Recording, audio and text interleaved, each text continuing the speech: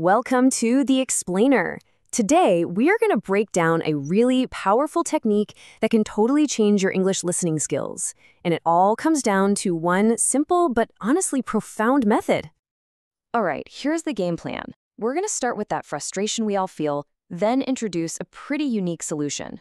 After that, we'll get into the science of why it works, see it in action, and finally, lay out a clear path for you to get there. Okay, first things first, let's really dig into the core problem. That huge, frustrating gap between the English you can read perfectly fine and the English you actually hear people speak. So does this sound familiar? You can read an article, maybe even a whole book in English, no problem. But the second you try to listen to a native speaker, it's like a switch flips and suddenly it's this impossibly fast, totally different language. If that's you, you're definitely not alone. It's a classic hurdle. And here's the real reason why. You know, in a textbook, every word sits there all nice and separate. But in a real conversation, words don't stand still. They blend, they connect, they flow into each other like a continuous river of sound. And learning to navigate that river, well, that's the real trick. So what's the fix? How do we solve this? Well, let's look at a method that, honestly, it might seem almost too simple to really work. But trust me, its power is hidden right there in its simplicity. You know, the first instinct for a lot of us is to think, I just need to learn more words. And look, vocabulary is important, of course. But just memorizing the dictionary isn't going to solve the problem of understanding someone speaking in real time. It just doesn't train your ear for the speed and the flow of it all. The real breakthrough here isn't about cramming more information into your head. It's about retraining the way your brain processes sound. It's about teaching your ear to finally hear the patterns, the rhythm, the music, and all the clever little shortcuts of natural spoken English. Now, check this out. This slide gets right to the heart of the whole method. The source material for this explainer is built on this exact idea. Really intense, focused repetition. You take a common phrase, like, "Are you sure about that?" and you just hear it over and over and over, drilling that specific sound pattern into your brain. So why on earth does this work so well? It's not magic, I promise. It's all about neuroscience. Let's actually break down what's happening inside your brain when you do this simple exercise. Okay, think of it like this. It basically happens in 3 stages. First, that repetition forces your brain to lock onto the specific sound pattern of the phrase. Then, it's just like practicing scales on a piano. You start building what you could call audio muscle memory. And finally, that leads you to the ultimate goal, automatic comprehension.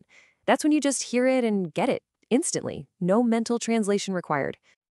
And this whole process leads to this amazing concept called audio chunking. Your brain is a pattern matching machine. It's what it does best. With repetition, it stops hearing 4 separate words. What are you up to? And starts hearing one single meaningful chunk of sound. What are you up to? This is literally how native speakers process language so fast. And this method trains your brain to do the exact same thing.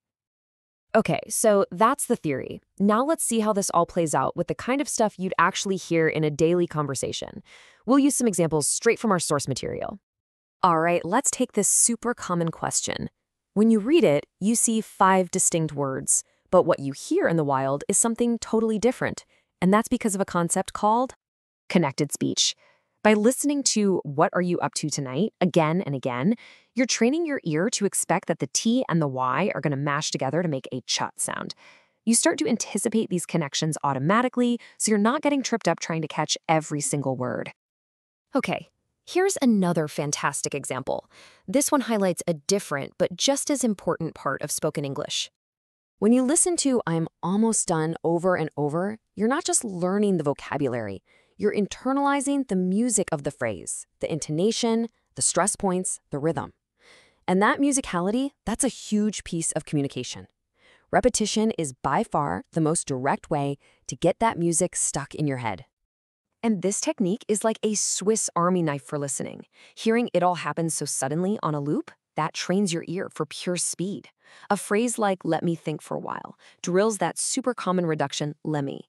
And "we've gotta go" makes a contraction like "we've" feel totally second nature.